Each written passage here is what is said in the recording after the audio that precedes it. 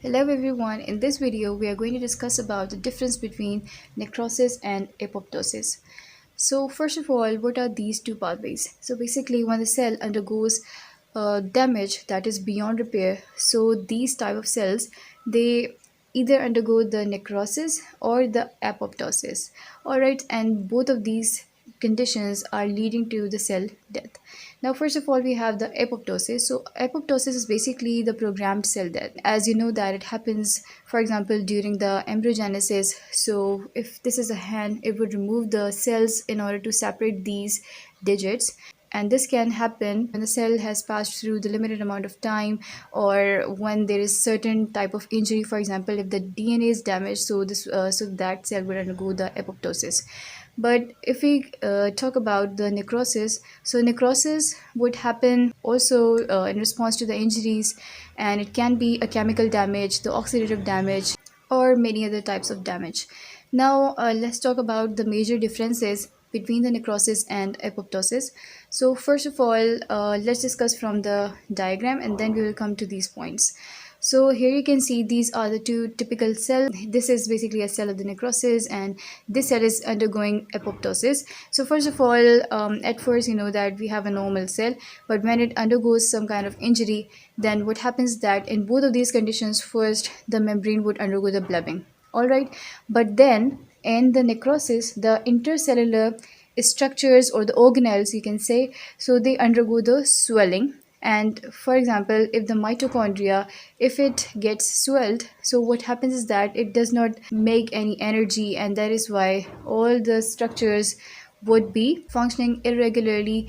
And then you can see that there is the membrane damage. Why? Because these organelles would get ruptured and the enzymes would leak out of them, and in this way this would cause the damage of this plasma membrane, and all of these contents would get leaked out.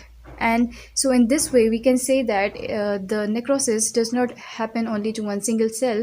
It means that this inflammatory products that are released by the necrotic cell would also cause inflammation around this particular cell, and this would cause the inflammation and the damage to the other cells. So it means that the necrosis always happens to the multiple cells. Then we have, on the other hand, apoptosis. So in the apoptosis, as opposed to the necrosis, here the organelles undergo the shrinkage. It means that now these, as the membranes of these structures are intact, that is why the, for example, in case of mitochondria, it would be still making the energy. But then if we come towards the nucleus, so here you can see the DNA of the necrotic cell.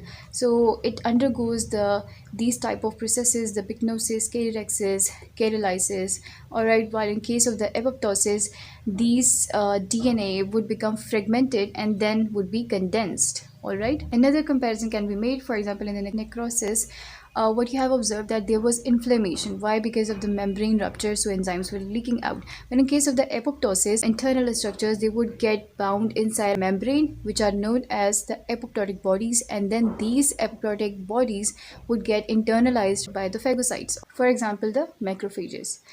Now let's discuss these important differences here. So necrosis was a passive process, does not requiring any energy, and it happens to multiple cells because of inflammation. And then the apoptosis is an active process, and it can involve only a single cell or the multiple cells.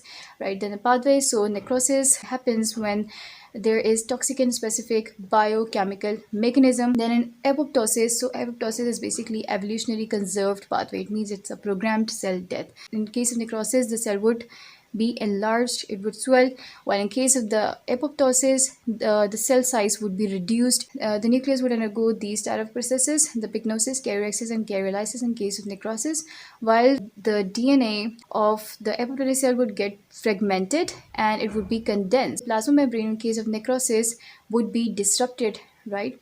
While in case of the apoptosis, the plasma membrane would be intact but would undergo the change in the lipid orientation, so that it would activate the death receptors that are present on the membrane. Now cellular contents, as we have seen, that they would be enzymatically digested and would be leaken out in case of the necrosis, while in case of apoptosis, so these cellular contents they remain intact, but they are released inside the apoptotic bodies. Then we have the adjacent inflammation. So yes, it is frequently present in case of the necrosis, while it is absent in case of apoptosis. Then the necrosis is almost always pathologic, while the apoptosis can be often physiologic, but it can also be pathologic when there is DNA damage. And we can call the necrosis as a murder, while the apoptosis as suicide.